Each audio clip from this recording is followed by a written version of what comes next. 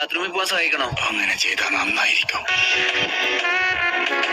ആ കണ്ണുകൾ ഈ കിളവന് ഉച്ചയ്ക്കാണോ? നിങ്ങൾ പറഞ്ഞത് മരണത്തിന്റെ ജീവിതത്തിന്റെ ഇടയ്ക്കെന്നല്ലേ? എനിക്ക് ഇരുട്ട് കാരണമൊന്നും കാണാൻ പറ്റുന്നില്ല. അത് മാത്രമല്ല അപ്പൂപ്പ, ഈ ലോകത്ത് നിങ്ങളാരാ? അതല്ല, നിങ്ങളെ ആളുകളെ സ്വർഗത്തിലേക്കും നരകത്തിലേക്കും ഒക്കെ അയക്കുന്ന ആളാണോ?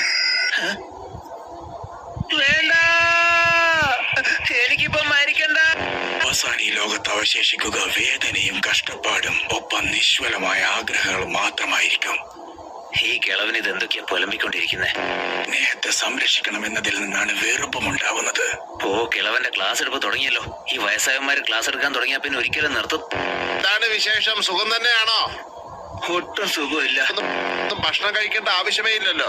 ആ ചെലവ് മിച്ചം. പിന്നെ ബാത്റൂമിൽ പോകണ്ട.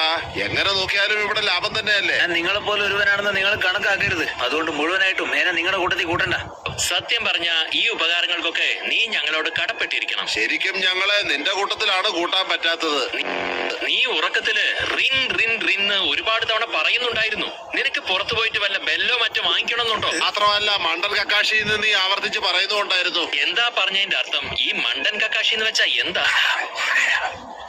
ഹലോ, ഞങ്ങൾ നിന്നോട് കുറച്ച് കാര്യങ്ങൾ ചോദിച്ചോട്ടെ? പ്രകൃതിയുടെ വിളി, അതായത് ഈ ബാത്റൂമിൽ പോകാൻ തോന്നുക എന്നുള്ളത് എങ്ങനെയുള്ള ഫീലിംഗാ? ശരി, ഞങ്ങൾ നിന്നോട് റിന്നിനെ പറ്റി മണ്ടൻ കക്കാശിയെ പറ്റി പിന്നീട് ചോദിച്ചോളാം. എടോ, ചുഴലി പോലെ മുഖമുള്ളവനെ, ഞാനൊന്നും ബാത്റൂമിൽ പോവാറില്ലെങ്കിലും തന്നെയൊക്കെ ശരിക്കും കാണാൻ അതുപോലെ തന്നെയാ ഇരിക്കുന്നേ. അല്ല, അതിരിക്കട്ടെ, ഇവിടെ ഉണ്ടായിരുന്ന ബാക്കി വെള്ളക്കാരൊക്കെ എവിടെ? വല്ലാത്തൊരു സ്ഥലത്ത് തന്നെയാണല്ലോ ഈശ്വര ഞാൻ വന്ന് പെട്ടത്. പോരാത്തതിന് യവന്മാരുടെ ഒക്കെ മണ്ടത്തരവും ഞാൻ സഹിക്കണം. താങ്കൾക്ക് ഞാൻ പറഞ്ഞത് ബുദ്ധിമുട്ടായെങ്കിൽ ക്ഷമിക്കണം.